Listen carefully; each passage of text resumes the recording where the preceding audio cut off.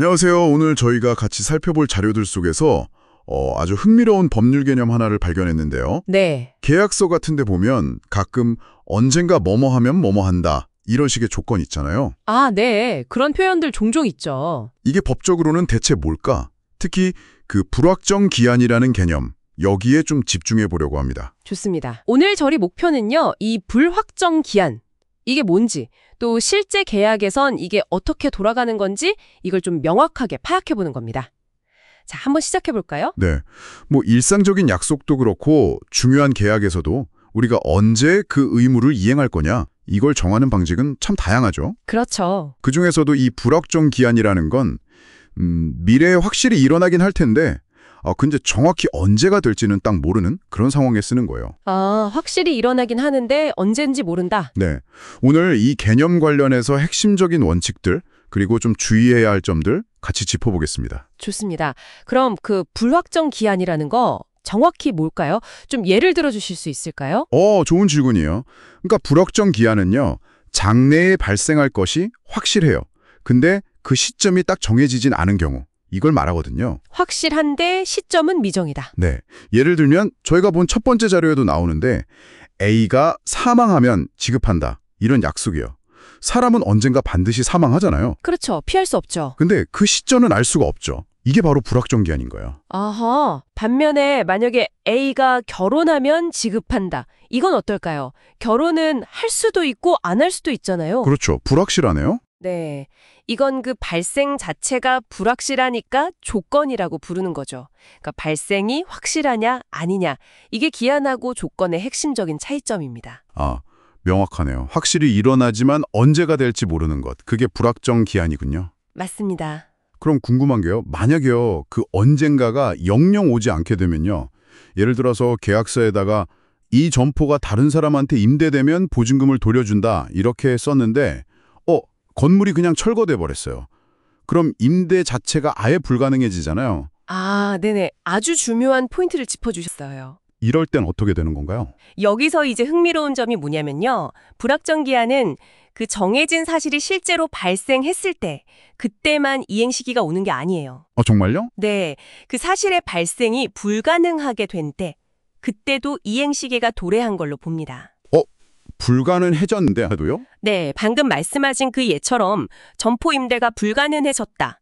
그럼 바로 그 시점에 보증금을 돌려줘야 하는 거죠. 이게 대법원 판례에서도 확인되는 원칙이거든요. 와, 그 사건이 불가능해져도 돈을 줘야 한다니 이건 좀 처음 듣는 분들한테는 의외일 수 있겠는데요? 그럴 수 있죠. 그러니까 법적으로 봤을 때 언젠가라는 게 영원히 기다려라. 이건 아니군요. 그렇죠. 상황이 바뀌면 약속 이행 시점이 생각보다 빨리 올 수도 있다. 이런 거네요. 정확합니다. 기한으로 정한 그 사실의 발생이 불가능해졌다. 그러면 뭐 더 기다릴 필요 없이 바로 그때 의무를 이행해야 한다 이겁니다. 그렇군요. 그럼 이게 실제 계약, 예를 들어서 부동산 거래 같은 데서는 어떻게 적용될 수 있을까요? 뭔가 좀 더 복잡한 경우가 있을 것 같기도 한데요. 맞아요. 특히 뭐 부동산 개발 관련 계약 같은 데서 이런 상황이 생길 수 있죠. 네. 예를 들어 저희 두 번째 자료에서도 비슷한 맥락을 좀 볼 수 있는데 땅을 사면서 잔금 지급 시기를 건축 허가를 받는 때로 정하는 경우가 있어요. 건축 허가 받는 때? 이것도 확실히 언젠가는 받겠지만 딱 날짜를 정하긴 애매하니까 불확정 기한으로 볼 수 있겠네요. 그렇죠.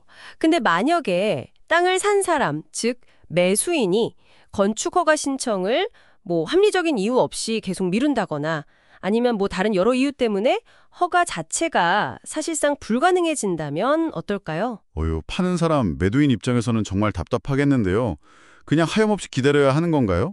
그렇지는 않습니다. 만약에 그 건축허가처럼 그 사실의 발생이 주로 매수인, 그러니까 채무자의 노력에 많이 달려있는 경우 있잖아요. 네, 그렇죠. 허가 신청은 매수인이 해야 하니까. 그런데 뭐 합리적인 기간이 지나도록 허가를 못 받거나 혹은 뭐 일부러 노력을 안 하는 것처럼 보인다거나 이런 상황이 되면 법원에서는 이행 시기가 그냥 도래했다 이렇게 볼 수도 있다는 겁니다. 기다려주지 않는군요. 네, 실제로 그런 사례도 있었어요.